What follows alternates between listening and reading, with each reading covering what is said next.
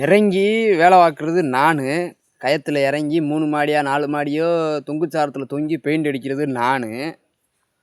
ஆனால் நீ வீட்டுக்காரன்ட்ட 950 ரூபா சம்பளம் வாங்குவ.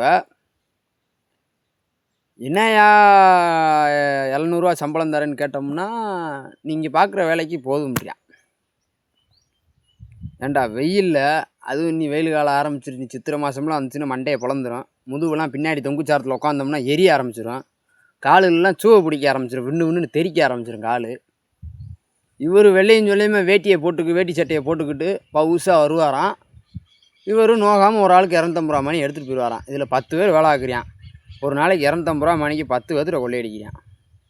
இப்படிலாம் கொள்ளையடிச்சாண்டா நீ 50 லட்ச ரூபாய்க்கு வீடு கட்டி வச்சுருக்க சொட்டப்பயலே. நல்லா கொள்ளையடிக்கிறடா நீ.